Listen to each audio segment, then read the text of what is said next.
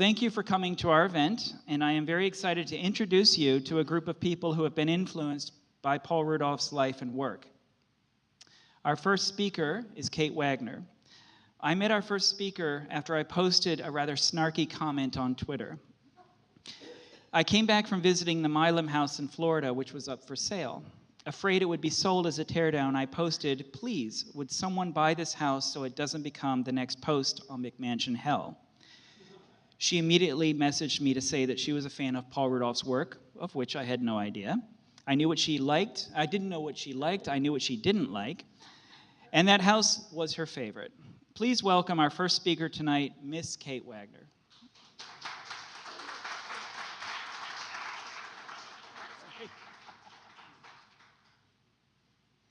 Good evening.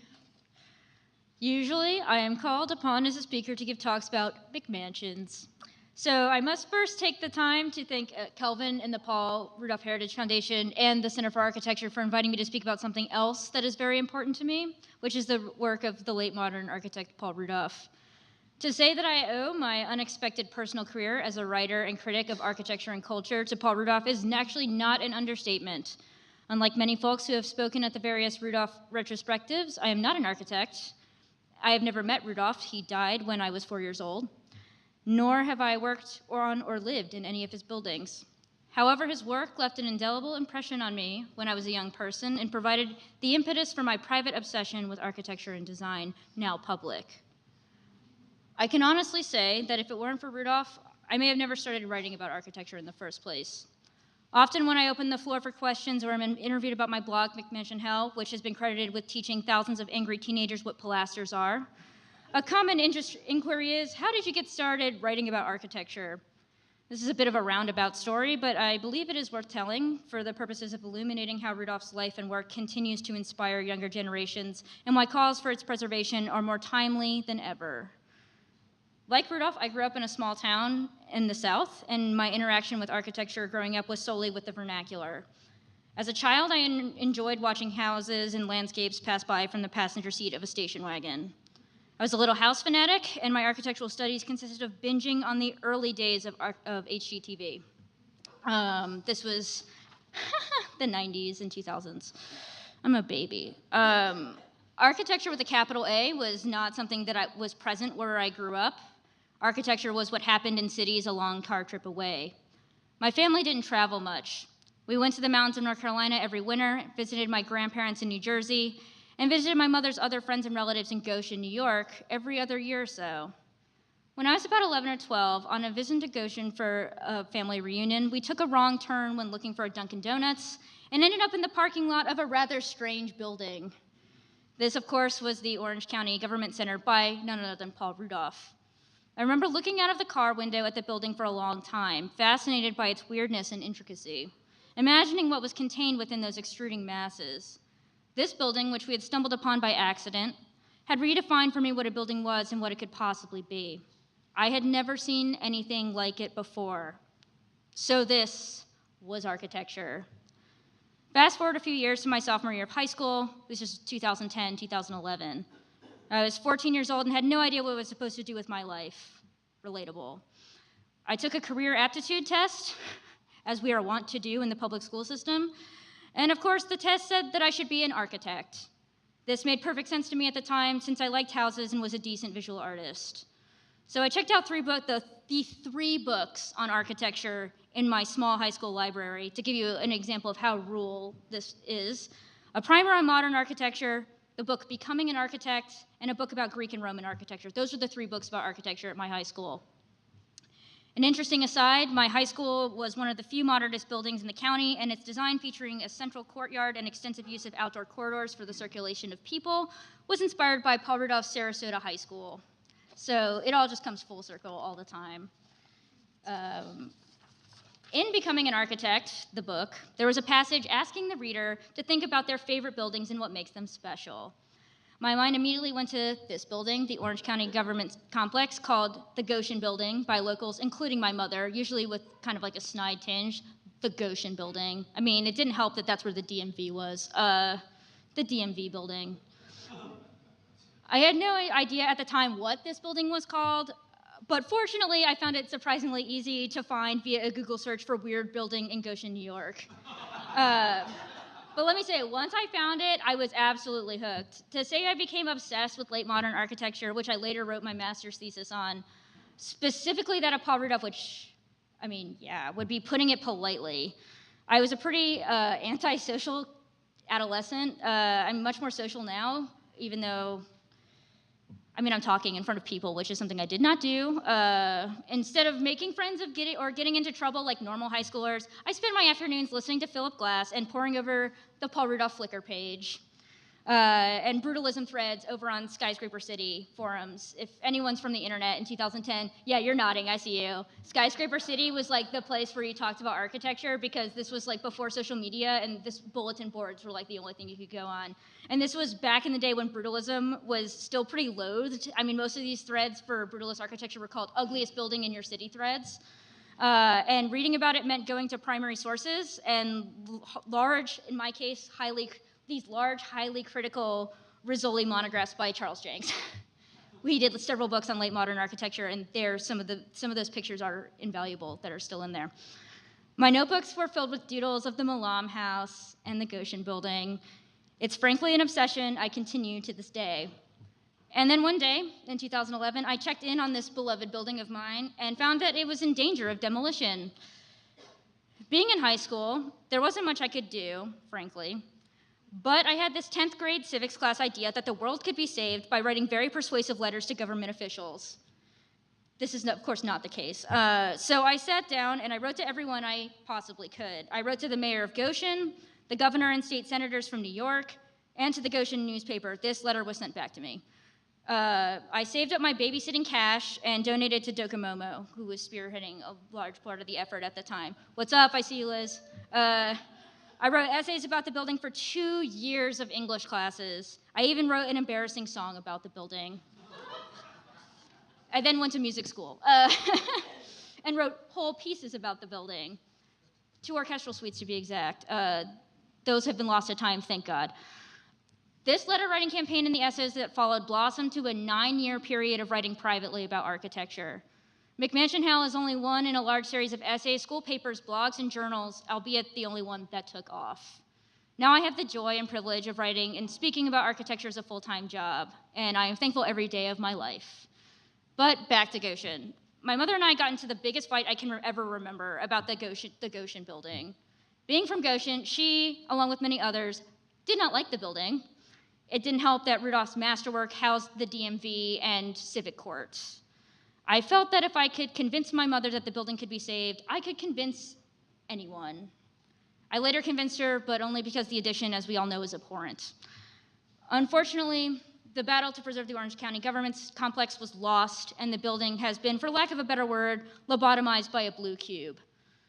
It is only one in a long line of Rudolph buildings that have been demolished or remodeled beyond recognition, the most recent being his housing complexes in Buffalo, New York.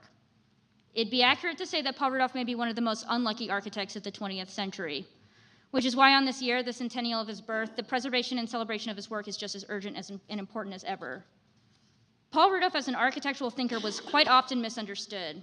During the reign of postmodernism, he became, along with Mies and Le Corbusier, one of the boogeymen of modernism.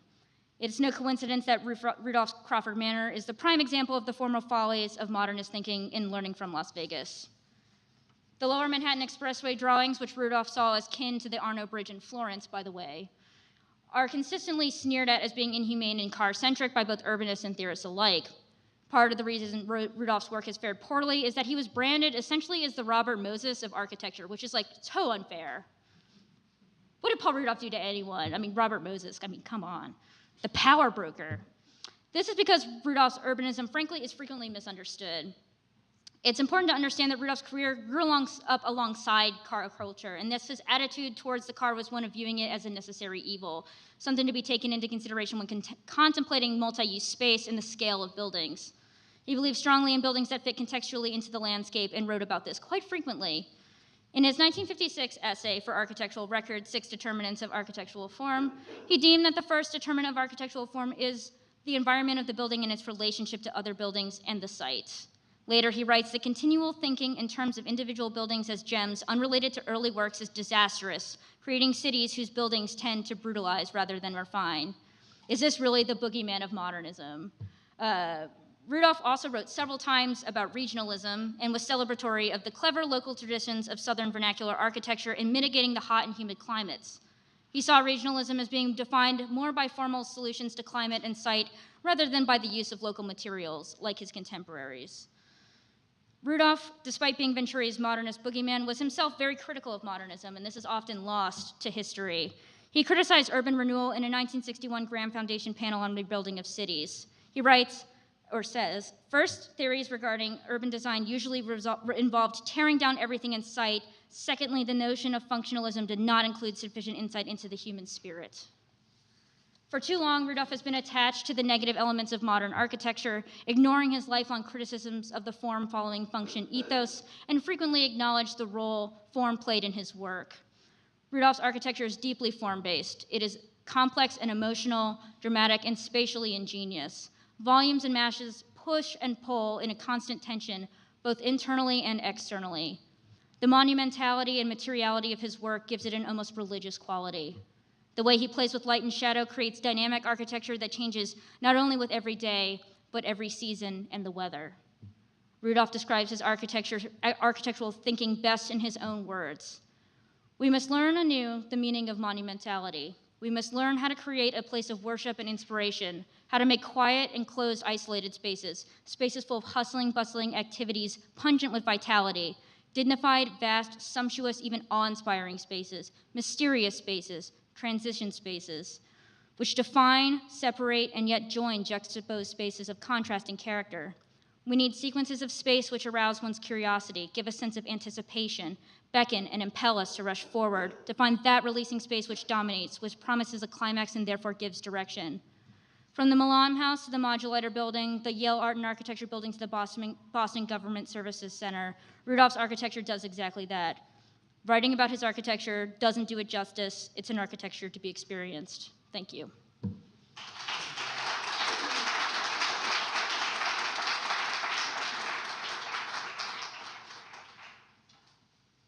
Great, thank you, Kate.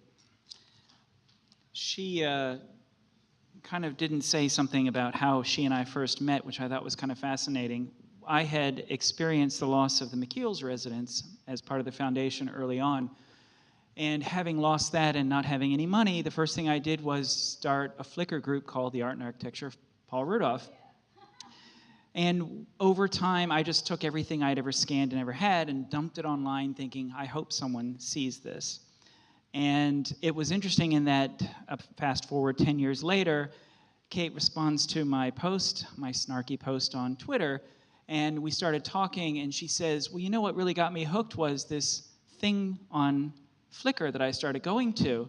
And I said, well, that's my group. And she goes, are you Kelvin? And I was like, yeah. And we had this bonding moment ever since about our obsession with the work of Paul Rudolph. I lost my mind. And I'm responsible. So I met our next speaker through a message on LinkedIn. I don't know if you remember this, Eric, where you said, hi there, I'm also a Rudolph fan and just finished restoring the hidden Fullam residence. I often run across your photos, so I wanted to connect. Since then, we have spoken often about various Rudolph projects and his efforts to renovate the Fullam residence. So please welcome our next speaker and owner of the Fullam residence, Mr. Eric Wolff.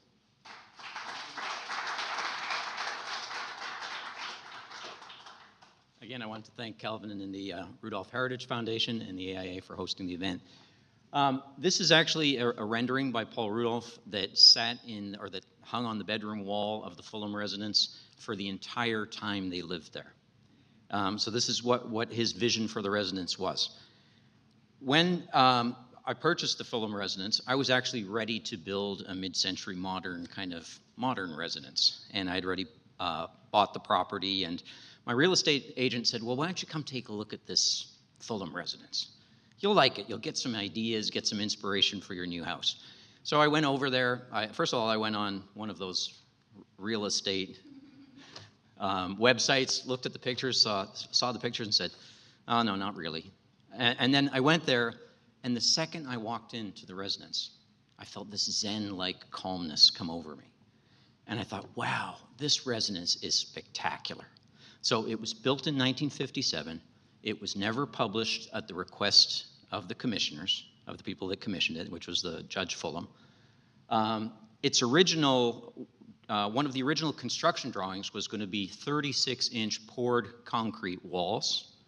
The Judge Fullam had spent a year as a stonemason, and whoever's been to Bucks County will know that Bucks County stone farmhouses are very, very famous, and so Fullam convinced Rudolph to do it in Bucks County stone. So when I went to the Fullam residence, and I went there, and it was this Zen-like quality, the light, everything was so interesting about it, but it was very tiny. And the architect who was helping me build the other house sent me a picture from Architizer, which was the picture on the first slide, and said, "Is this the house you're thinking of building?" And when I realized that Rudolph had designed the Fullam residence to be 1/3 larger, I said, this is a house I could live in. This is a house that would suit me for today's needs, right? One of the things that when they built it, and now I'm actually working on putting the house on the Registry of Historic Places. One of the things that when they built it, the Fullam was just starting out in his career. He didn't have the money. They only executed 2/3 of the house. And what we're going to talk about today with John Wolstenholme is how we completed the house to the original design. So what I had asked John to do is to remain true to the 1957 Rudolph intent. I'd asked him to design that last 1/3 of the house to really focus on upgrading the energy envelope, because the house was built with solar principles already in mind. So to really update the house to today's energy standards. And lastly, to decide where the entry was. Because one of the funny things about a 2/3 finished house, there was more doors to get in and out than anything, and nobody could decide how to do that. So with that, I'll pass the baton over to John, who will talk a little bit further about the challenges of carrying on the design.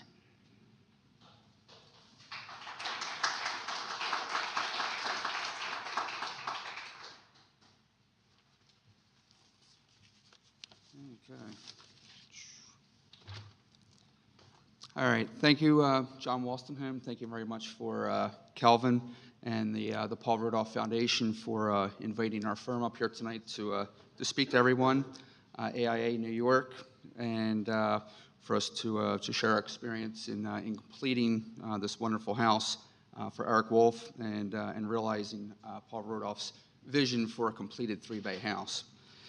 So tonight's a little more special than usual for me. My 2 sons were able to join me here in New York, Eric and Matt, and Eric's girlfriend Emily. They just came in from Philadelphia, so I got a text that they just made it, so that was good.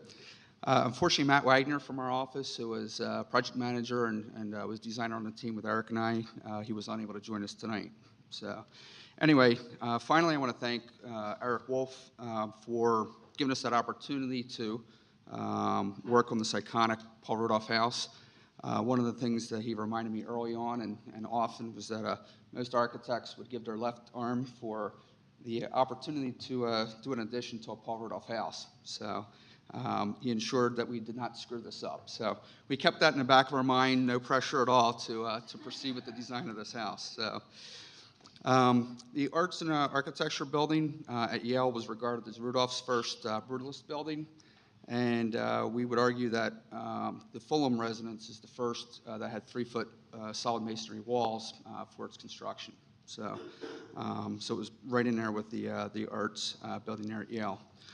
So anyway, so some of our challenges obviously was the infrastructure, the insulation, windows, radon abatement.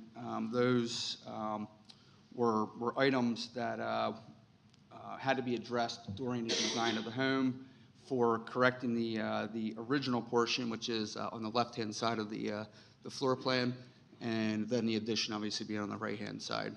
So through there, if you see on the very bottom lower section of the plan, you'll see that there's either a landing or a window seat that goes across the entire lower southern portion of the lot and of the home there, and that acted as a conduit, we'll call it, for having the radon being hidden for its abatement. And we were able to achieve not tearing up the existing bluestone radiant floor in order to correct that. So it was one of the many challenges that we've had. And on the right-hand side of the image, you'll see a 3-foot thick wall. Rather than doing it full masonry as the original design, we had introduced 8 inches of rigid insulation in the wall to bring up its energy performance. The new, we'll say, uses that we introduced with the addition, in the lower right-hand side of the slide is a den, very similar to Paul Rudolph. We had introduced a landing, and but we added pillows to give it more of a sense of a window seat, since that's not the primary entrance into the home. Further moving up towards the north, in the middle section is the laundry room, which was much needed, having a little bit larger space, mechanical room, and then the northernmost portion of the addition was the entry vestibule, the new one.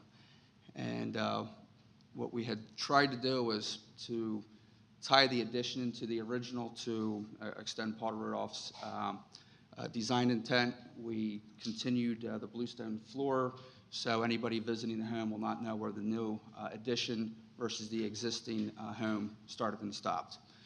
And and on the top right-hand corner, you're going to see the predominant new entrance. And through use of landscaping, large slabs of bluestone, we were able to achieve a very, very distinct, here's the entrance, to solve one of the problems that we had early on in the process, or with the original home. And so where that door is aligned with is the cased opening that went into what we'll call the service entrance of the original home. And so people often would go underneath of the fiberglass, I'll call it entrance covering there, and it was a dark, dingy area, and that's where people entered the home. We now have it as a cased opening, so it's very welcoming and brings people in. And you'll see the 5 squares that are on the flanking the right-hand side of they're all aligned with the gutter system, and we introduced a drainage system that takes it out to the natural ravine that's south of the home.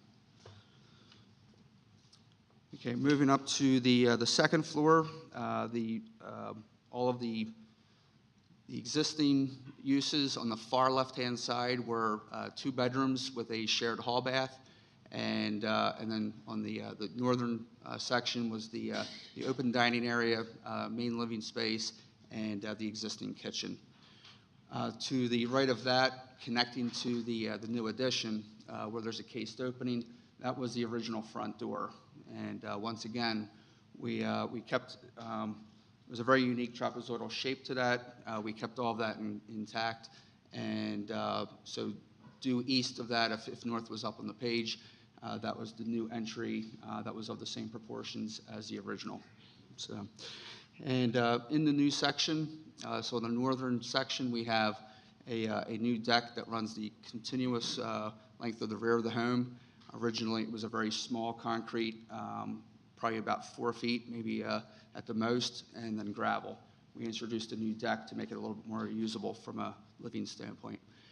Then we have the upper floor of the entry foyer, and once again, the entry door itself entered into a landing the same way that Paul Rudolph had on the lower level. So we wanted to continue that design content. Moving towards the south there, in the center section is the master bath, and that was probably where most design coordination went into to make that successful. We have some slides later on that shows that. And then in the southernmost portion is the master suite and the closet immediately behind the headboard. We maintain all of the 4-foot module that Paul Rudolph had designed into the house. And so you'll see the operable doors on the bedroom immediately in line with the bed. To meet egress code, we had to have a lift and slide door in that location. And you'll see all the way down along to the left, there were no operable windows in the other bedrooms and for egress. So to meet code, we worked with a boutique company out of Oregon to manufacture a lift and slide door with a 3 1/8 inch wide style that was matching the original.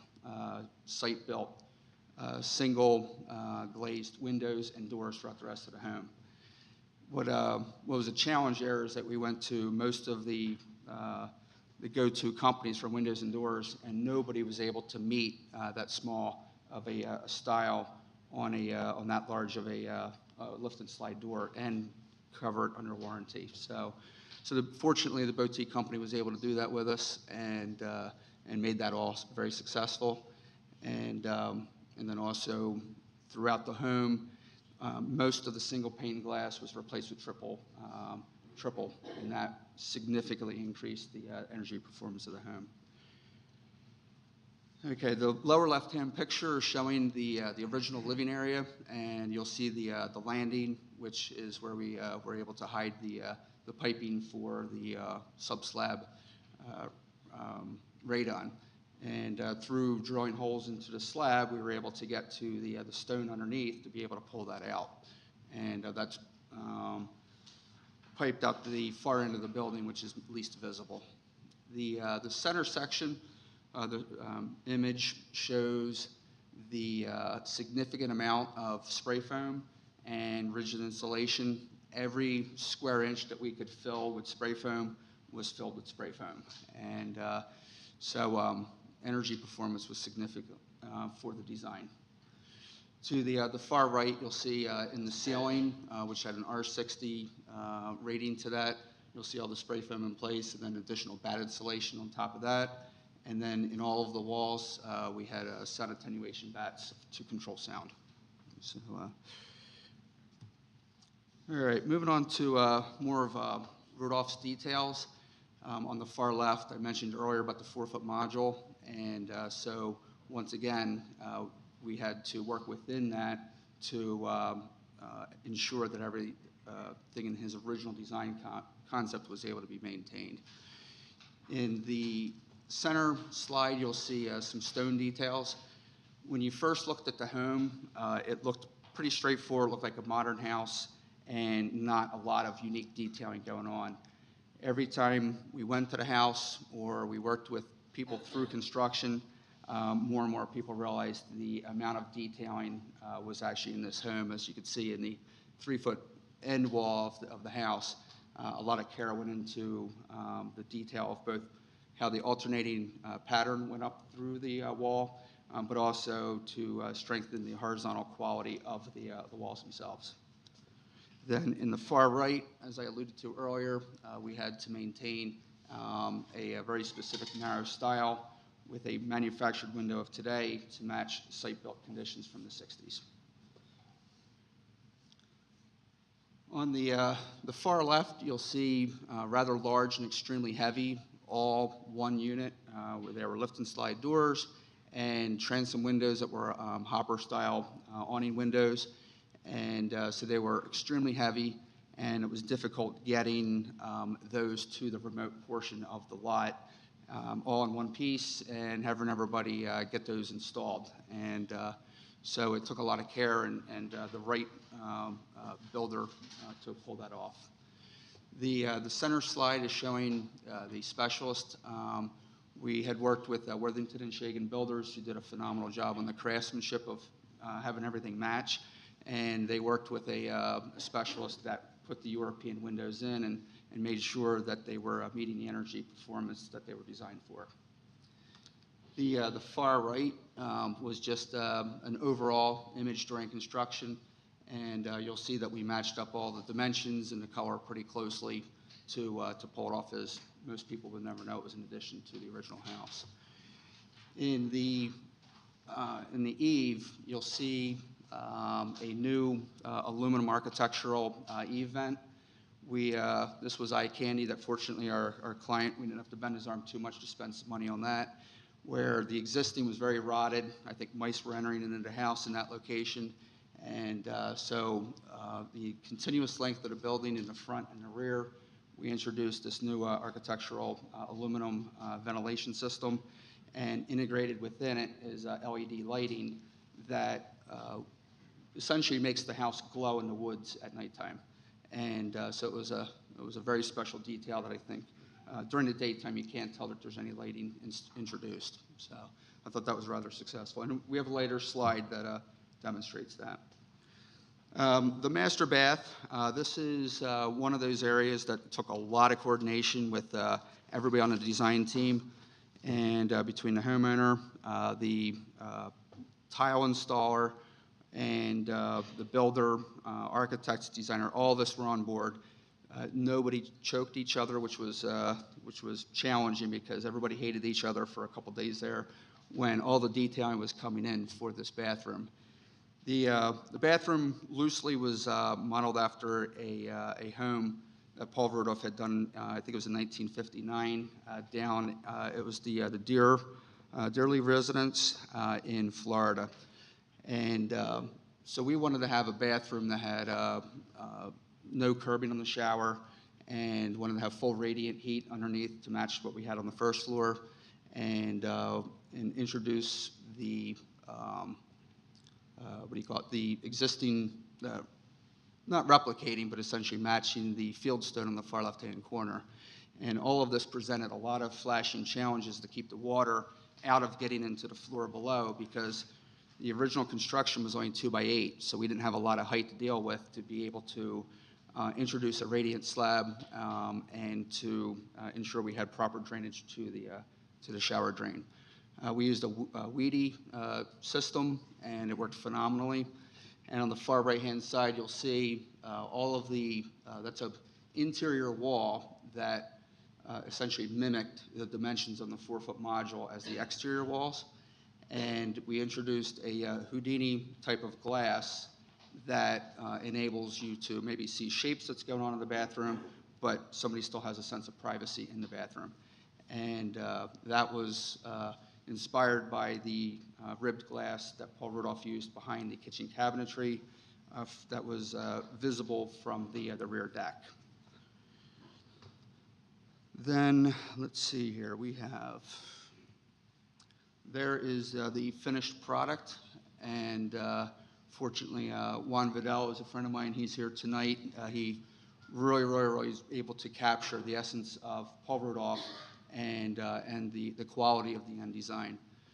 You'll see the stone walls are very much integrated, and most people, once again, would not know that the end wall that's closest to you in the photo is new and not from 1960, as Paul Rudolph originally put there.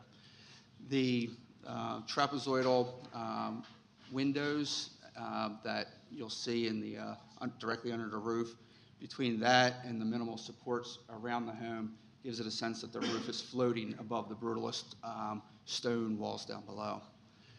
And another thing I love about this image is that you'll see the illuminated LED light going across the entire front facade in the eave, and during the daytime you would not know that that lighting is in place.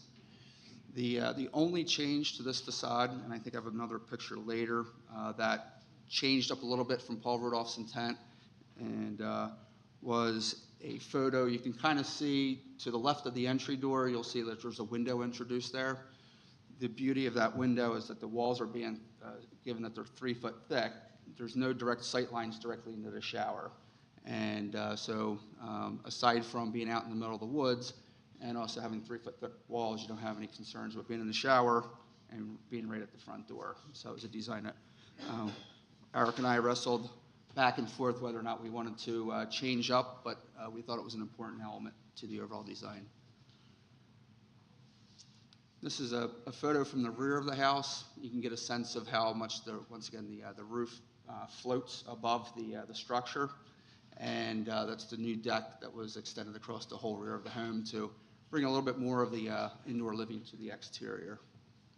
And there's another good picture showing the existing roof gutter system. The entire roof acts as a gutter, and you'll see all the downspouts dropping down. So you'll see like the one yard grate, we'll say, that's aligned with the one that's here, and we have another one introduced into the concrete slab that creates the entryway.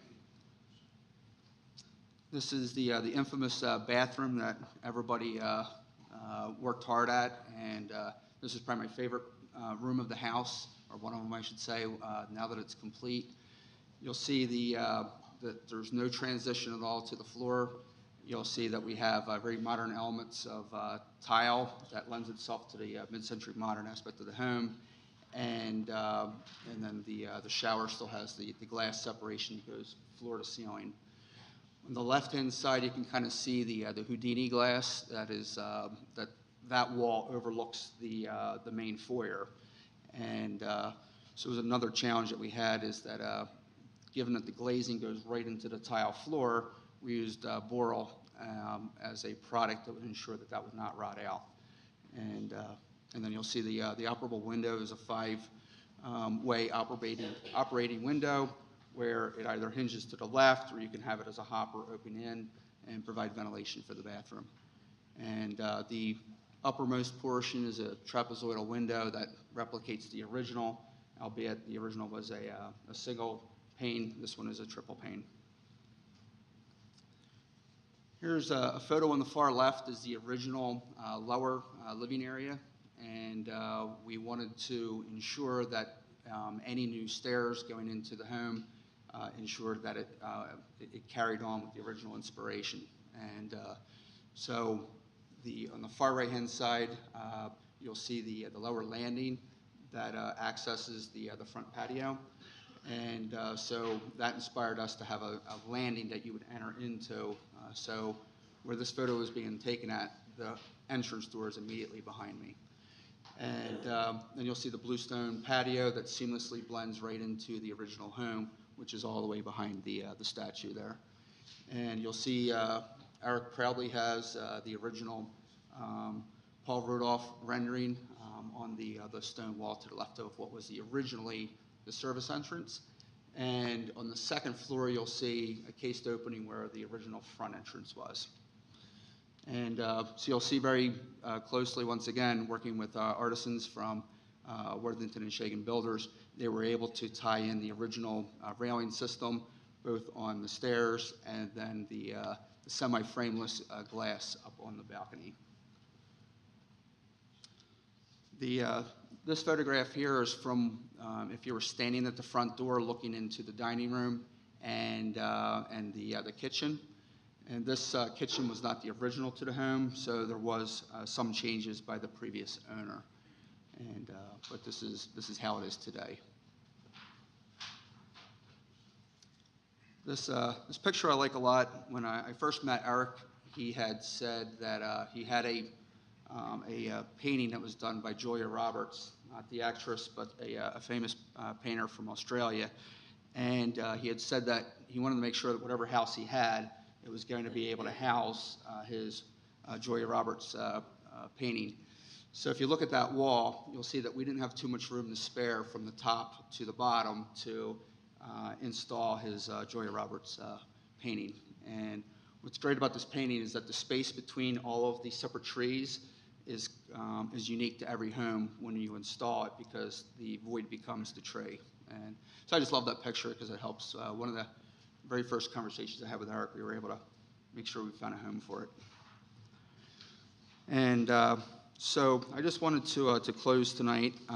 This picture here represents where the home in every season, every time of the day, is just special and unique to itself. And I wanted to read to you just a very brief thing. Hopefully I get it all in correctly here. About 2 weeks ago, Eric and I had accepted the AIA local award for excellence in design for the addition. And so the juror, his name is Mark Barone.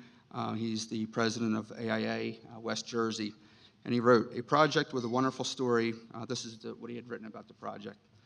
"A project with a wonderful story, an addition so well reserved or researched and detailed that it does not appear to be an addition at all, just as if it was meant to be there. Wonderfully nestled into the landscape, beautiful spaces inside and out. The project had the potential to go very well or jeopardize the lovely property.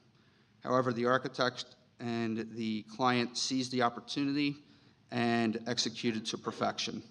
So I trust Paul Rudolph and hopefully Eric, since he's now my friend, I assume that you guys agree that we didn't screw it up. So, so thank you very much. So.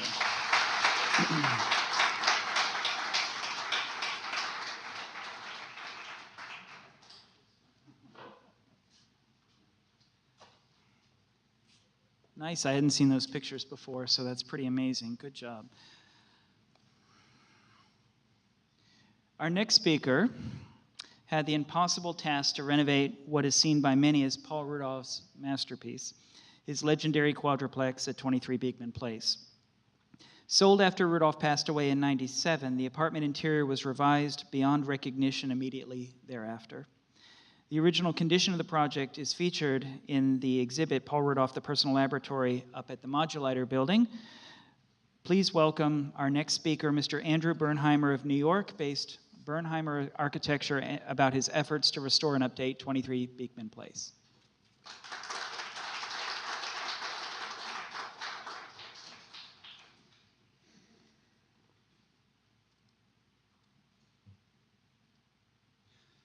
Thanks, Kelvin.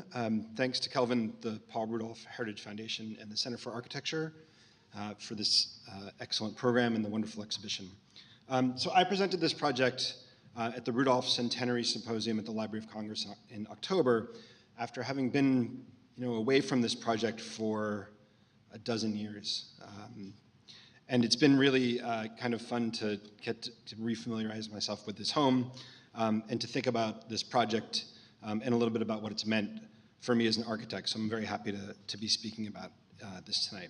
I wanted to sort of properly contextualize this project and the work we did to it. So I have to give some credit to people who aren't here, the people who actually made 23 Beekman happen, and a number of people who actually in a big way were more responsible for what ended up happening than I was.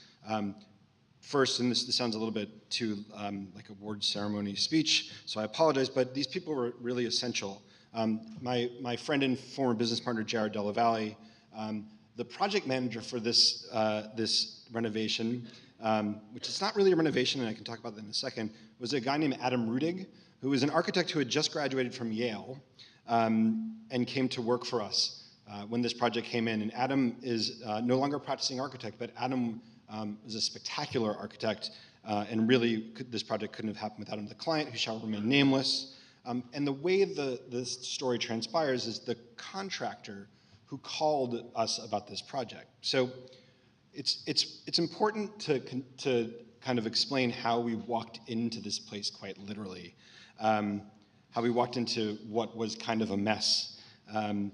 This is the house, on 23 Beekman on the east side that everyone knows about. This house is rife with history.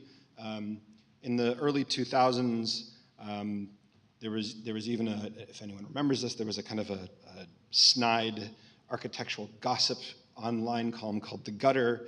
There were occasionally blind items about things that maybe had gone on in Rudolph's house at some point. And the house is iconic, right? So everyone knows this house because people know this picture, and they know these pictures that were taken by Peter Aaron of Esto, the kind of kaleidoscopic, cacophonous, exuberant space that Rudolph made for himself. Things of chrome and reflection and transparency, see-through bathtubs and vertiginous spaces where you really feel uncomfortable, but also kind of inspired. It was in the Royal Tenenbaums, an early movie by Wes Anderson, where Ben Stiller, I think, has his kids do a fire drill in the movie, and that's an absolutely staggeringly scary proposition to do a fire drill in 23 Beekman. And what we walked into was what you see on the right. So on the left is the icon of the project. On the right is what we walked into. Corey, the contractor, had called us and said, hey, there's this apartment on the east side. It's kind of weird. The owner bought it, started a renovation. They're going to part ways with their architect. Are you guys interested in taking over? So we didn't really know what the house was until he said it's on 23 Beekman. You want to come over? And we're like, yeah, let's go see it. Because in a way, it was kind of a chance to get a tour of a space. Like, you sometimes go to see projects because you just want to see the space that they are, not thinking that you'll ever actually have a project. And then we walked into what was on the right. So the project was not a renovation. It was not a restoration. It was a kind of a rescue job. And Jared and I sat and we thought about, quite literally, do we take this project? Like, what are we walking into here? Are we walking into a place where if it goes awry, if it doesn't go right, are you actually sacrificing to nothingness one of the most important homes of the 20th century. What will people think of you? You know, I was in my mid-30s at the time, and we were just starting our practice. And there's a lot of trepidation about whether or not you take a commission, whether you think that there is going to be a fruitful result of the commission that you're taking on, and are you going to be at least as respectful as possible to the history of the place. So on the left is the original bedroom, on the right, again, there was very little there. What was there were the spaces that Rudolph had crafted, that Rudolph had kind of sculpted out of this townhouse. The townhouse is actually 4 stories. It's actually not 4 stories. It's kind of a quadruplex, but it also has something like, we counted something like 27 different horizontal planes. So it's not a 4-story house, and it's not a 27-story house. It's kind of a in-between quadruplex on top of a townhouse, which has rental units. So Rudolph bought the house, he turned the lower floors into rental units, and then lived on the top 4 to 27 stories of it. And so we walked in, we saw this, and we sat around and we talked, and we thought, okay, how do we do this project? First thing we had to do was we had to convince the client to stop, right? To stop racing forward with just finishing off the drawings that he had commissioned, and to let us spend a few months researching Rudolph, because we didn't know Rudolph. I said this at the symposium in DC. I didn't get into Yale. It was my first choice. I didn't get in. So I didn't really know Rudolph. I had never lived and studied in a Rudolph project. So we did a little bit of research, and we found very limited information on this project. At the Library of Congress, there weren't a lot of working drawings because Rudolph had treated this place as an experimental lab. It was constantly in flux. It was constantly changing. He was putting things in and taking things out. The other side of things, so we didn't have a lot of information to go on. We didn't have working drawings. We didn't have filed permit drawings with the New York City Department of Buildings. We had the space. We had what had been uncovered, and we had photographic records of what had been. We also had a neighbor who was not getting along with our client, and we had a client who was not getting along with his neighbor. This is a very famous window wall in the space, which looks out to the south, to the southeast, to the East River, and the neighbor had started to build an unreinforced masonry wall all the way up to the top of the building past this window. So this window, as kind of a spite wall, I guess you want to call it, was also ongoing. There was a kind of an ongoing, I won't call it a negotiation, there was an ongoing fight about this wall and whether it was not legal, and it was also not safe about how to get rid of it. We found things like this, which is a great, I love the note to the kind of right middle where it says melamine everything. And this is the kind of stuff that was uncovered, right? That as the house was being changed by Rudolph in his studio, he would sketch on the wall and they would say just melamine everything. So that would end up, ultimately that at some point had been a whole wall of white melamine.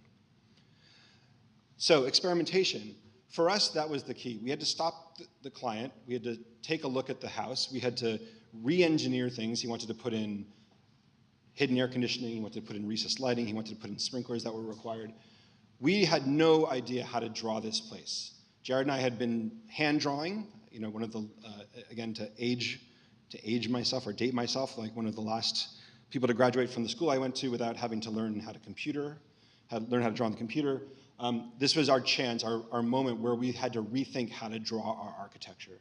And so we modeled this computer. We didn't build, and it sounds very strange to do this with a space that is this rich, we didn't build a single physical model of the entirety of the home.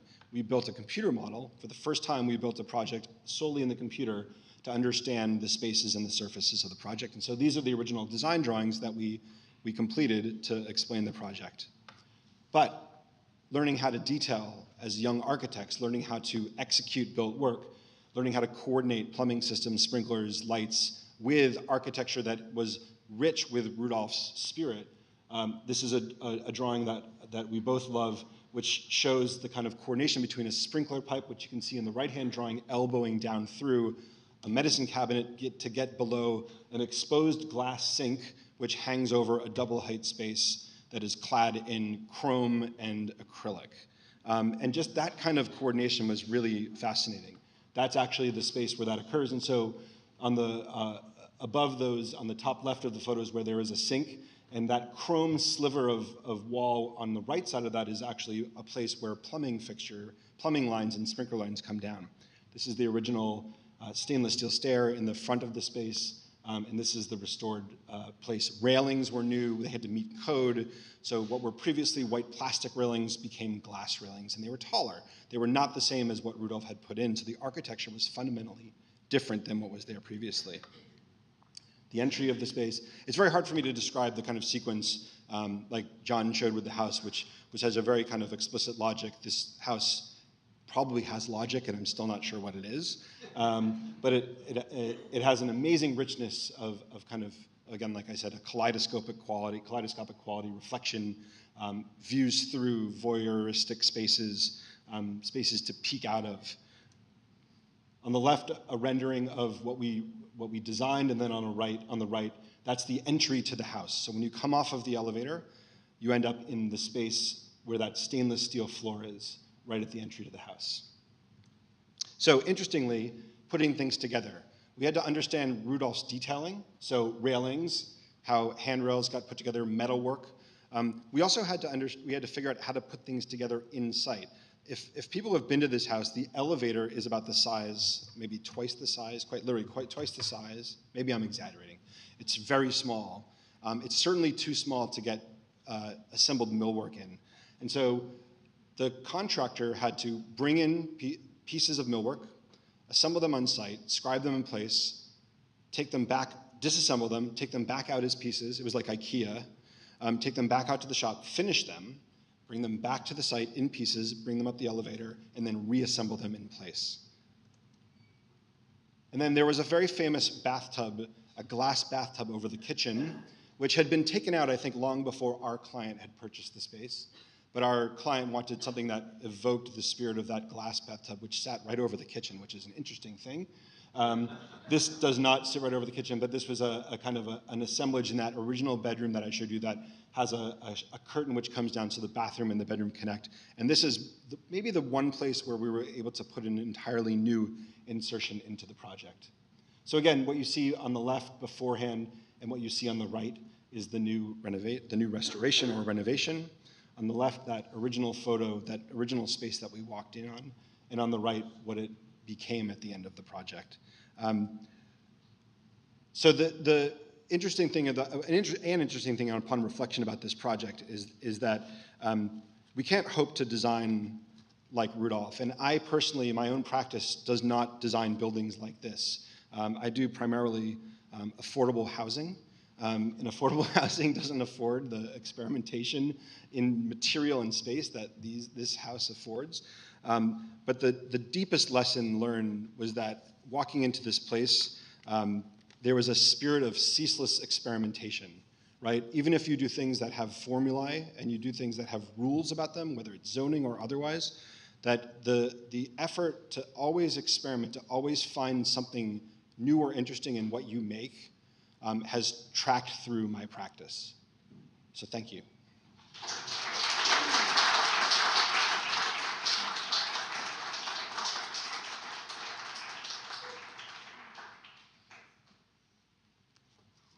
Great, thank you.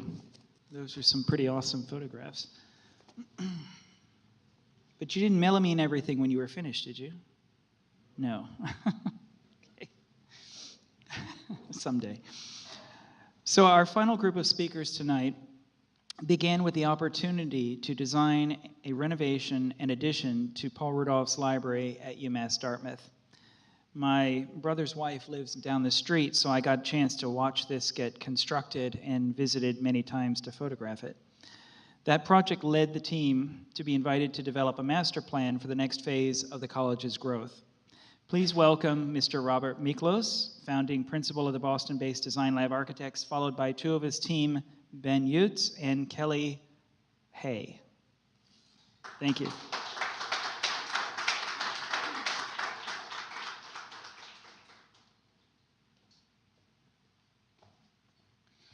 Thank you, Kelvin, and thank you, Foundation, for sponsoring us. So we're designLAB Architects, just to tell you a little bit about our firm. 20 architects in the Fort Point Channel, of Boston. Ben Youtz and Kelly Haig are two of my partners, my younger, brighter, more talented leaders in the firm. And we began this project in 2008, very early on, without a lot of background and knowledge about Rudolph. So it was a journey that began with research. The majority of our work has dealt with buildings or sites that have an interesting and sometimes complex history and legacy. We began with landmark buildings. We've worked quite a bit with mid-century modern, and we now just crossed the threshold where we're completing a whole replanning of James Sterling's important postmodern work at Harvard, the Sackler Art Museum, which was built in 1984. So it was quite an opportunity to work on this building. So Paul, we think this campus and this building is one of his most important works. And the design for the campus was really a utopian experiment post-war for first generation of college goers that would arrive on campus by car. It's an amazing composition of cantilevered concrete. And to put that in context, post-war, poured concrete became a very economic building material, and it coincided with the opportunity for a lot of architects, as you see on the left, to create a new expression for this post-war democracy in the Kennedy years and what became the period of the Great Society. And all that came from the earlier experiments in Europe, particularly by Corbusier with concrete. And then with the idea of expansion, building in this way became a very affordable exercise. And in fact, the building authority for the state of Massachusetts was building campuses at that time at $24 a square foot, if you can imagine that. But with all this expansion, I mean, already there were critics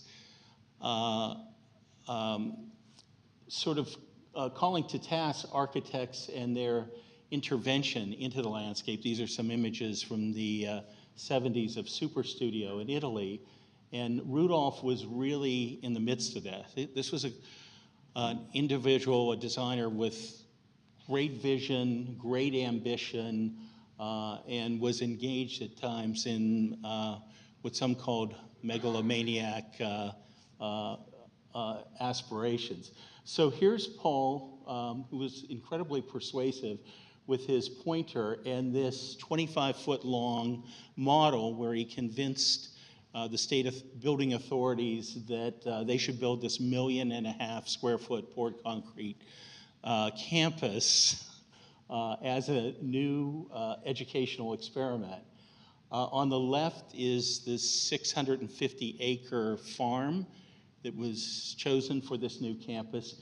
And on the right, you see Rudolph's device of inserting the ring road, which would be the vehicular circulation system. And interior to that, he preserved some of the south coastal Massachusetts woods, and he inscribed 2 major lawns, which organized the campus. This is an early axonometric sketch, which shows the core of this new campus. On the right is what we call the Group 1 buildings, on the left, Group 2. An interesting anecdote is Rudolph was fired off of the project after the Group 1 buildings were built because they came in at $28 a square foot, and the building authority was just crazy that anyone would build that extravagantly. Eventually, the leadership there changed, and he was able to prevail with the whole vision, but through the executive architects, Desmond and Lord. So here it is today. This is a view from the Campanile. So you see this major lawn, the surrounding south coastal woods, and the system of cantilever concrete buildings. On the left is a beautiful landform amphitheater, which I think is one of the 2 most important landform structures of the 60s and 70s. I think equivalent to the memorial for the Vietnam War. It's really extraordinary, and it places the library and center to it. So we like to affectionately refer to the campus as a campus of lounge pits. So Rudolph had these kind of geometric forms that both created spaces to congregate outside the campus buildings and inside. And actually, some of them were constructed in figures of 6. And when we got to the campus, it's fair to say the inhabitants weren't really fully enamored of the architecture. We found that some of the students conducting prospective student tours were offering a folk legend that Rudolph was a Satanist because he had these figure 6 in the landscape. But you can see his vision of this kind of new humanistic campus was very popular in its time and definitely supported the happenings of that era. So this is one of the multi-story atriums that connect the many buildings throughout the campus. So in dark, you see the phase 1 and phase 2 buildings. Again, 1 million square feet built between 62 and 74. But already in the 70s, he had envisioned a more than doubling of the size of the original campus. And you see its basic design idea of the ring road, and then immediately within the ring road were a series of parking lots, and then a band of native woods that allowed you into the inner realm of the campus. So with that, I'm going to let... Yes, thank you, Bob, and thank you, everyone, for hosting this evening. This is a lot of fun to hear everybody's experiences with Rudolph. My name's Ben Youtz. I'm a partner at designLAB. I landed at designLAB about a year or two out of grad school, and at the time, this was my understanding of Rudolph. I was very familiar with his residential work, particularly his Florida houses. And I had done a number of case studies on these Florida houses. He used a lot of experimental technologies, and that was essentially my understanding of Rudolph. I knew, of course, of the brutalist era, but I did not really appreciate Rudolph's role in that era. So it's fair to say that making the jump from this to this took a lot of adjustment, at least for me personally. But once we delved into the realm of research and really understanding Rudolph, his design intent, how he approached work, I really began to understand, value, and appreciate everything he was trying to achieve. So to orient you, this is an aerial view, of course, of the campus. We are kind of presenting this a little bit backwards in terms of our experience on the campus. We did the renovation of the Carney Library first. The Carney Library is this big building right here in the middle. And we completed that in 2013, so it's been done for a little over 5 years now. And that was a major catalyst for the university. It took them a year or two since it was completed, but they really started to realize the potential that they had on campus. For the longest time, leadership saw their campus and Rudolph's work as a liability. It was challenging to get students to love that work, but fortunately, after our project was completed and with all the leadership's input, they really started to see the opportunity that Rudolph presented to them as an opportunity to celebrate his work and turn what they considered liabilities into an asset. So again, Carney Library is right there in the middle. We'll talk about that more later.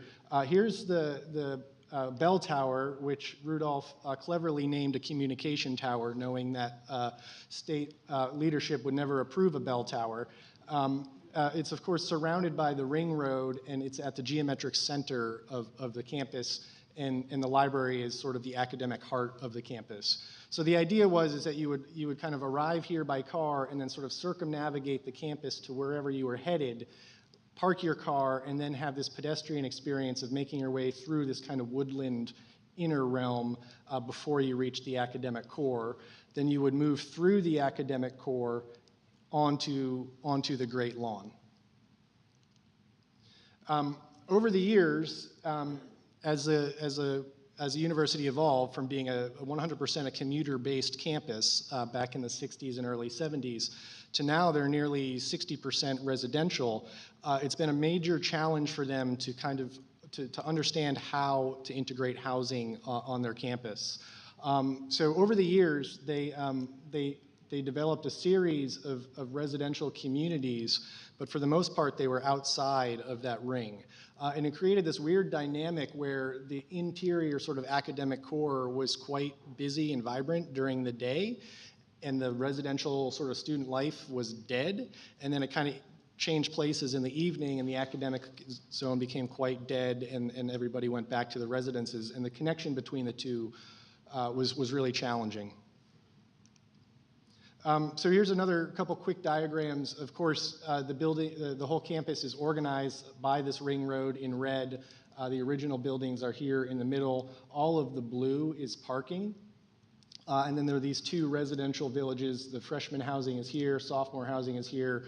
This was some more sophomore and upperclassmen housing, and this was their most recent housing that started to kind of break that border between outside the ring and inside the ring. One of the other more challenging aspects was how prospective students, which is a huge part of academic life now, toured the campus.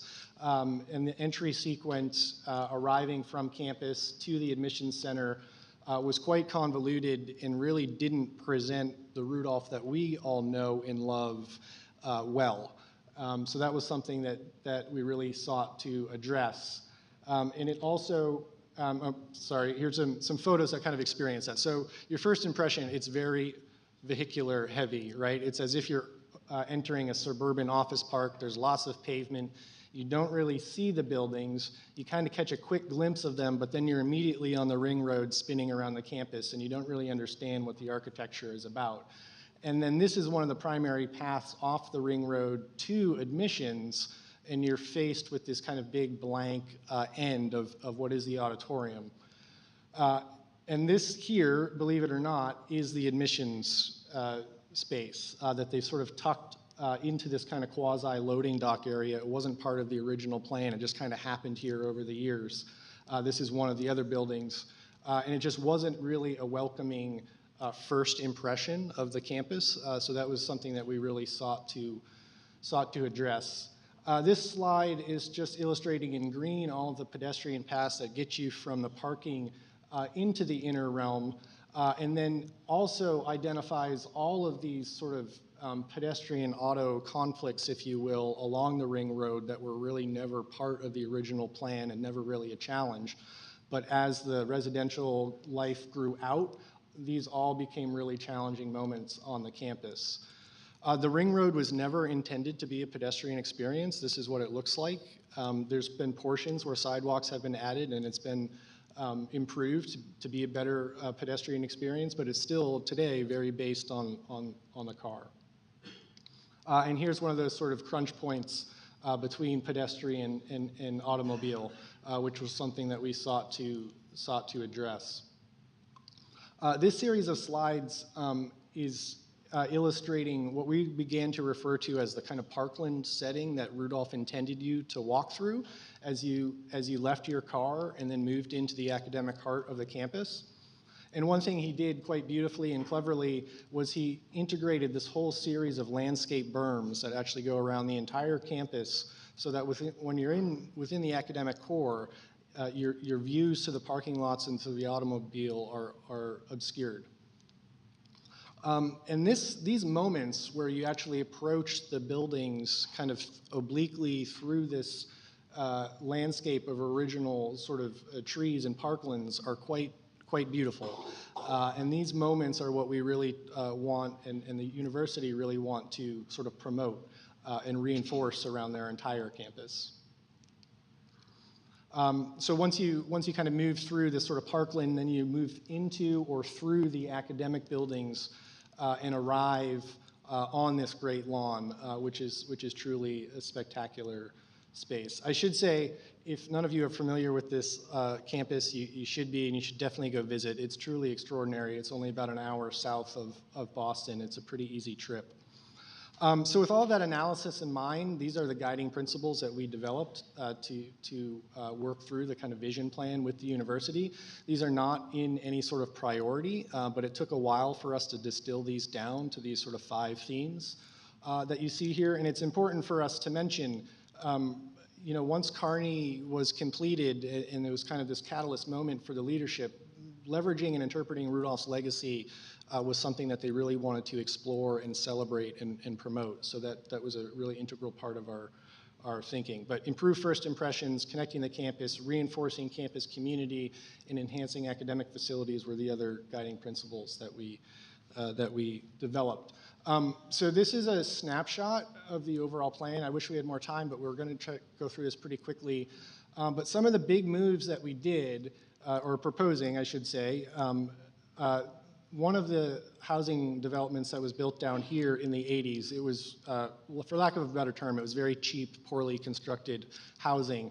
Proposing to get rid of all of that, as well as the freshman housing that was here, and use new housing, which the university desperately needs to make, you know, to meet today's standards for academic housing, as a sort of inner sort of connecting fabric within the ring to help connect athletics, this bit of housing, and then sort of fill in this zone here, which currently is a sea of parking lots. The other big planning move we proposed, and Kelly's going to talk about these in more detail, is changing the ring road entry sequence. So currently you enter here, and you're kind of faced with the butt end, if you will, I guess, of some of Rudolph's original buildings. So we're proposing, and rather than kind of coming in through that sort of office park setting, to actually weave a new entry road through the original sort of woodland setting, and then reimagine this entire sequence of how you first arrive on campus. And Kelly's going to talk about those in a little more detail. Yes. So we'll clip through this, but we can talk to you about it later if you have any questions. So it's been said, one of the primary needs was really to improve the first impressions. They really wanted to attract students and wanted them to know kind of at first glance that there's something unique about this campus because of the architectural heritage. So one of the things we looked at was kind of totally reconceiving this entry space. Obviously, there are a lot of accessibility issues based on Rudolph's earlier work and some of the grading that we had to work through. And that initial little kind of addition that was there that wasn't an original structure would be here. We proposed getting rid of that and really creating an addition that kind of played off of the existing massing. So you have this kind of heroic, historic structure next to something that's very welcoming and inviting. And on that, and this was actually a study that we kind of dug into in a little more detail, is starting to understand how that first impression would really leverage the legacy of Rudolph. So at this academic, so this is that same plaza space. Really the goal is to invite you in, give you a place to congregate with people, and also to orient you to the broader campus. So the Campanile is in the distance. That's now your kind of axis and your first impression of the campus. But you know, they need some additional campus spaces. They want places that can also invite the public into their campus core, which would be amazing. So, you know, we had a lot of conversations about, you know, how do you start to fill in or add to a historic structure in a way that embraces it and embraces some of the kind of spatial organizations, but still reads as something new in concert with the old.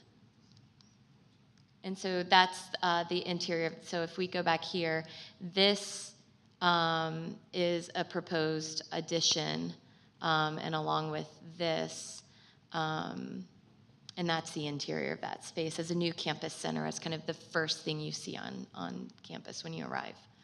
The second, looking at enhancing academic facilities, this is really a two-part. It's both how do you build in relationship to the old, and also what do you do with the old buildings that are there. So as Ben said, when you build 1.5 million square feet of concrete, all within a decade, it all ages at the same time. And so kind of working against the clock to deal with some of the deferred maintenance is something that's important. So we proposed adding these extra structures to the outside, not unlike some of his earlier studies of how he would expand it.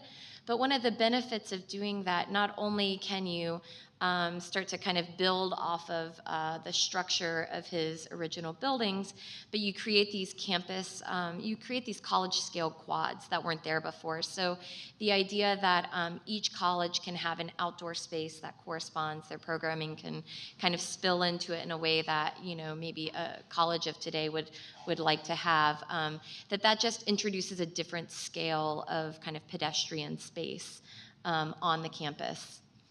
And then, of course, what do you do with the existing structures that really leverages the space that's already there? So in both sets of the original buildings, there's a series of these corridors that run through it. They're amazing organizational devices, and they let you go kind of all the way from the south to the north while staying inside. But they're completely interior. They're very dark. As you can see here, no natural light. So one of the things we were exploring with Carney was how do you start to open that up, create light, create view into other spaces, showcase kind of what's happening in the academic world. So we looked at studies on how to do that, and also how to use the existing really amazing sculptural atrium spaces to kind of enclose programming, maybe discrete needs that weren't there from a technology perspective at the time, how you can start to enclose those and really showcase all the learning that's happening on campus.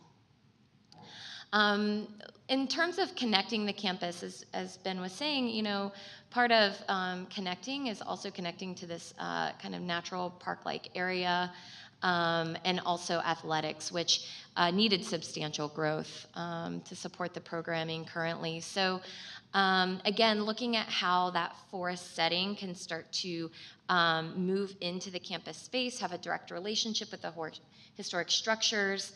How can you really create pathways that have that kind of natural pedestrian quality that Rudolph was looking for? And how to just draw people in. I mean, there are a lot of people who visit the campus that aren't just students. And so we were really looking at through the athletics, which previously felt, quite far away, quite a distance. How do you really draw people in a way that's intuitive? And then finally, the campus community, which is largely residential units that kind of connect, across the campus and kind of enter into the ring road. This was one of the more exciting but also challenging perspectives as we were starting to look at Rudolph's work, because he didn't, originally envision the campus as having this residential area. So, we were looking really heavily at some of his early work. This is something we looked at for Claire T. Carney too, starting to understand how he used scale and material in his homes, how he started to incorporate kind of public and private and dance that line. So a lot of those social spaces, how we can create spaces for people to congregate within the landscape, all of that was really trying to look at his work elsewhere to reinforce the architecture he had, but also not try to replicate or compete with that. It was important to kind of keep the scale down and let the heroes be the heroes. And so this is just that final aerial image of the campus master plan in its final state down the road someday. And so what we want to talk to you about now is the project that really kind of started it all at the Carney Library, which has been said was that kind of primary connector at the heart of campus that was really a first impression. Cool. So are we good on time, Kelvin? I think, yeah. Okay, so we're going to keep moving through this quickly. If you have questions, you can ask us at the end. Just to jump back here, so we're talking about the Carney Library, which is the sort of academic center and almost the geometric center of the campus. It's fair to say when we approached this project initially, which was I think actually 2007, it's fair to say that the leadership at the time, I hate to say this because I love Rudolph now. I didn't quite know the extensiveness of his work when I started, but they frankly couldn't stand their campus in terms of its architecture. They really found it as a liability. There had been no substantial upgrades or investment in the university other than a couple $1 million here or a couple $1 million there in 40 years. So all of the fabric of the 60s and 70s when it was originally constructed was all sort of deteriorating at the same rate, and it was a really big liability. So this project was roughly $34 million, and it was the first time in the campus's history where that amount of money had been invested in a major renovation. This image here talks about two big architectural challenges that the university was facing with their library. It was interesting to hear Eric mention earlier, you don't know where the entrance to some of Rudolph's buildings are. This was the entrance to the library. It's the primary entrance. And sometimes, Rudolph did this intentionally in terms of his written language about sort of compressing spaces and then you're released into larger spaces. But this was a huge problem for them. You couldn't find the library, students couldn't find the library. The first impression of the library was not an ideal one. The second big challenge here was that this stair here off to the left was one of the primary paths to get up to 3 major lecture halls, which are just off the frame to the right, which hundreds of students, literally, when classes changed, needed to get up that little stair and cross one another. So it was just a couple of the challenges that we were presented. This is what we refer to as the underbelly of the 3 lecture halls that were above us. So in total, those housed roughly 300 students and were very heavily used. And this was intended to be one of those primary portals as you left your car and moved through the woodlands, moved through the academic buildings to the Great Lawn. This was one of those intended sort of moments. But it was super underutilized. It felt like a wet parking garage. It was dimly lit. It was not welcoming by any sense. And the only students that we actually ever saw using it were smoking pot in one of these alcoves, perhaps aptly. But in any case, this was a big challenge that we had to address.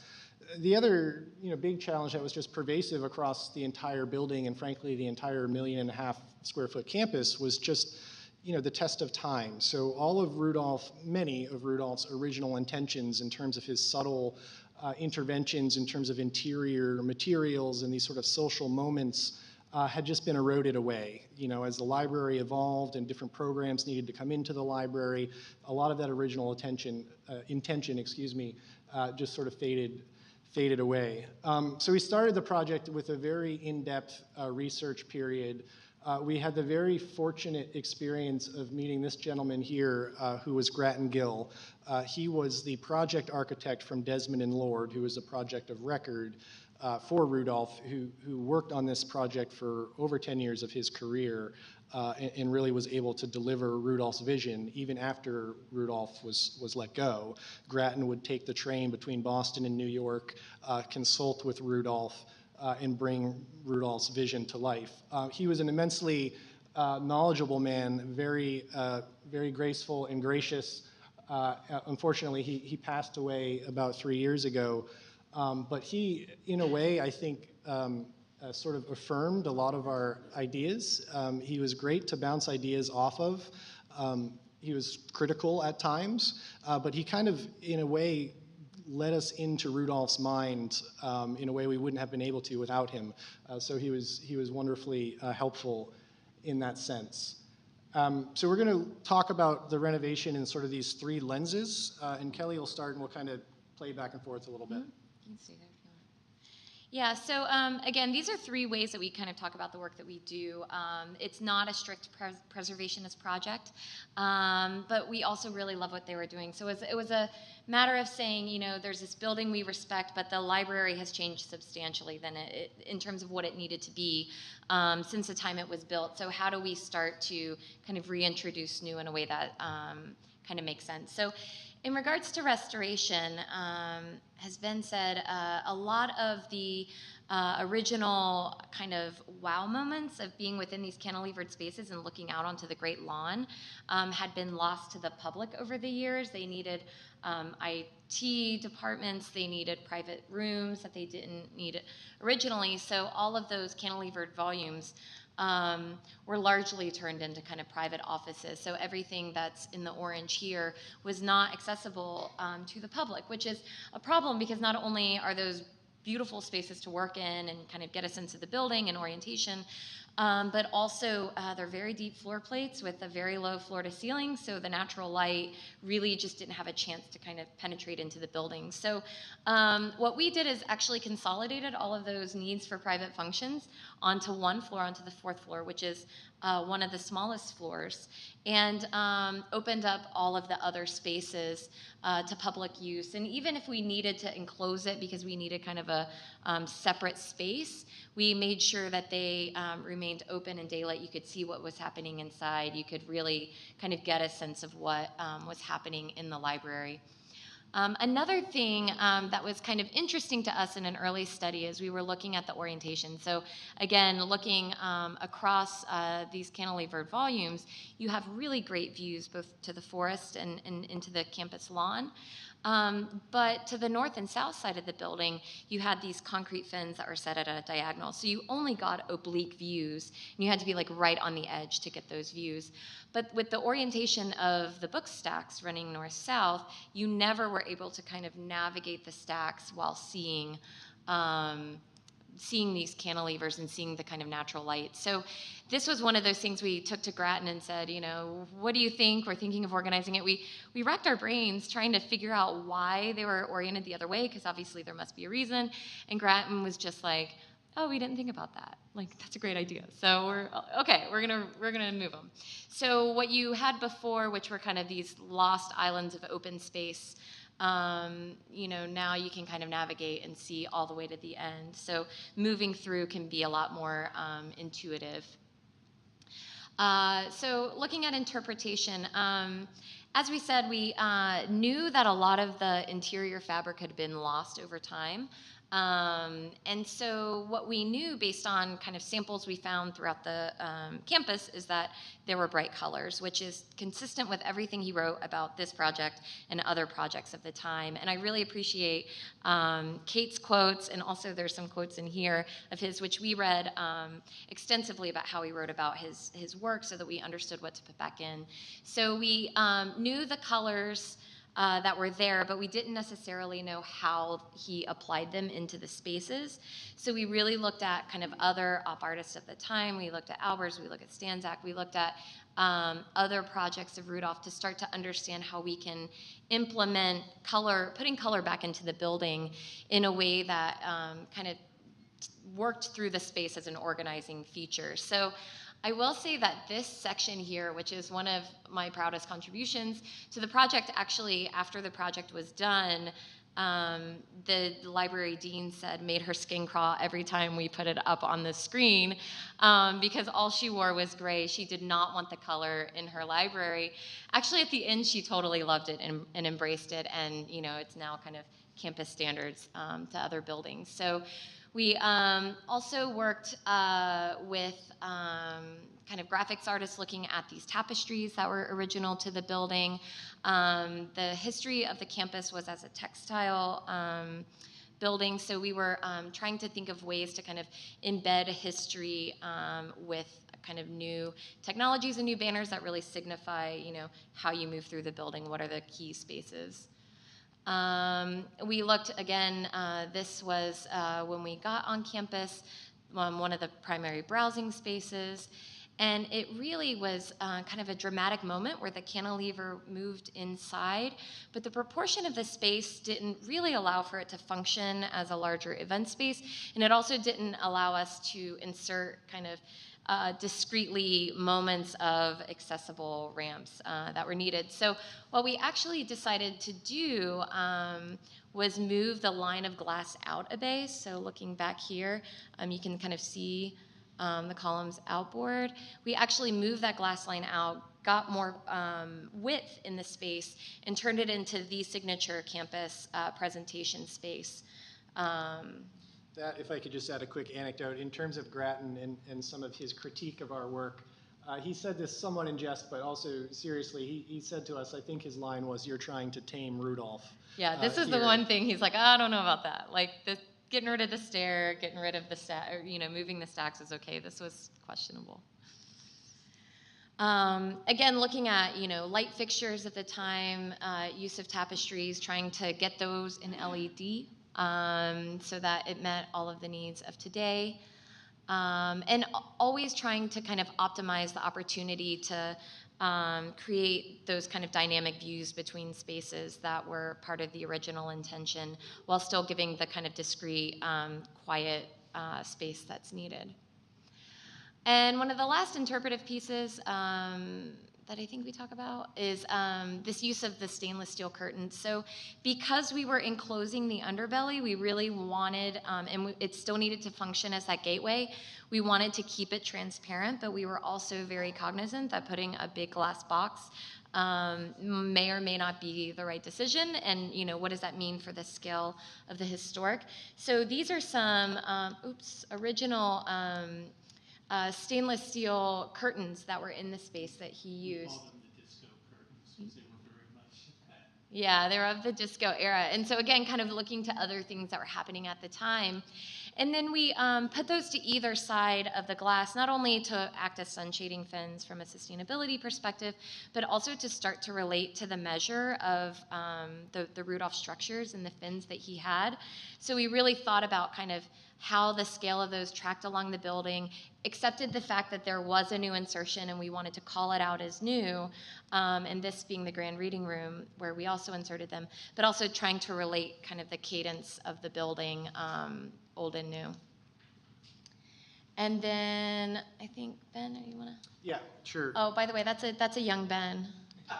Of like more than a decade ago. That is me many years ago.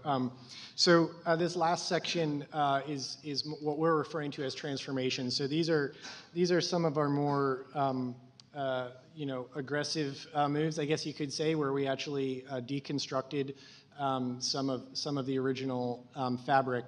So true preservationists may cringe, but we did this with a lot of thoughtful analysis and critique of our work. So this underbelly needed to it became programmatically the new entry to the library as a sort of campus living room, but it still needed to maintain as the sort of functional pass-through, if you will, from the parking into the academic core, even though it was mostly, it became interior space as that living room.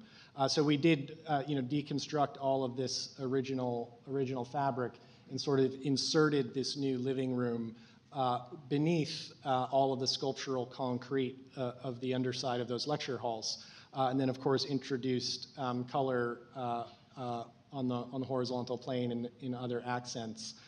So here's kind of that moment where we're kind of wrapping all of this sort of beautiful Rudolph geometry and sculpture that we all, I think, love and admire, sort of in this glass vitrine. The image on the left is just a sort of in-process photo. We also, beneath this, we had to underpin nearly 2 stories to get compact shelving in, so that we could move a lot of the collection off of the upper level floors and facilitate some of the other programmatic library things we wanted to achieve. This is one of my favorite photos of the project. It just speaks volumes, I think, to the true strength and compressive nature of these concrete structural columns. So we all kind of think that these full columns are structural, but really it's just the cast corners. So we use the inside of those to run all sorts of new mechanical sprinklers and all of that. But it's just astonishing to me. You have this huge mass of concrete, really what looks like they're held up by toothpicks, proportionally anyway.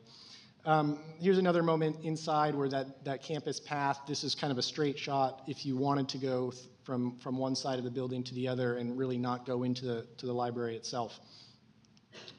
Here are the sort of the moments of happenings that Kelly will talk a little bit more about, particularly our introduction of wood to the palette. Yeah, so again, we really study kind of the formal geometries, how he used the 45-degree to kind of create space. And, you know, the university really wanted a lot of discrete spaces, group study spaces, things that I think when we got there, they assumed were enclosed rooms, and we really wanted to keep the underbelly free. So what we did was we designed this series of millwork insertions. We made them out of wood because we felt they corresponded with some of the kind of bright colored floors that we were putting back into the building. And we really wanted to kind of bring another material to it that was clearly new. Again, having a dialogue with old and new. So those millwork happenings, as we called them, those were new technology spaces, group study, cafe, all these things that kind of wanted to take a different language on their own. It was a way that we could kind of treat them all in a way where they read as kind of figures in a ground plane. So this is a new study space that we created just off the cafe, again, really trying to kind of touch Rudolph in a thoughtful way. And we did draw a lot of inspiration from these types of spaces from his residential work. You know, he didn't have any sort of wood tone within the original library palette at all. So we studied a lot what species, what tone. We kind of landed on this quarter sawn walnut to kind of riff off the horizontality of the board form concrete. But this was a completely new material that we were introducing to the original palette. And the truth is, the series Mad Men was enormously popular in every corporate conference room. Was live all that. So we thought, okay, Yeah. walnut it is. So, and we'll just take you through a couple of quick photos because I know we're running out of time. So again, this was the existing east elevation of the building. These volumes here are actually prep spaces for labs that were no longer used. They just really cut off natural light from the north-south corridor behind them. And so we removed that block to either side, and on the east side really thought of it as a vitrine that kind of showcased the Rudolph concrete and frame behind it. And so that's the final view. This, again, is the north-south passage that was exterior at this moment. Again, we needed to drop this just from a head height and accessibility perspective. And we internalized the stair that was not sized appropriately for the 3 auditorium spaces, brought that inside, so you're kind of always bringing people through the building in a really public way. Again, this is a new overlook that's created.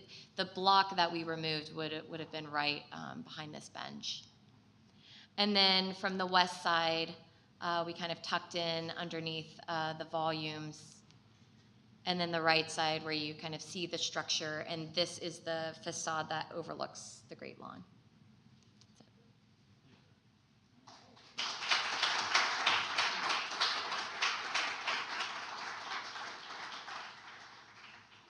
All right, thank you guys. I appreciate it. Everyone, all the speakers tonight, amazing. Thank you very much.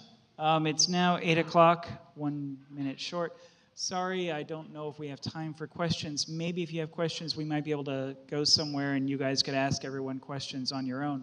I do have to say for UMass Dartmouth, it was one of those things that I took a photograph of, and I wound up on a website that someone posted saying, this is how you should take pictures of brutalist architecture so that it doesn't get torn down. So UMass Dartmouth, if you haven't been up there, it's pretty amazing. And then finally, it's also the place that I took my father, and he finally understood my obsession with Paul Rudolph. So yes, please go up there if you haven't. Thank you all to the speakers, and thank you very much, and have a good night.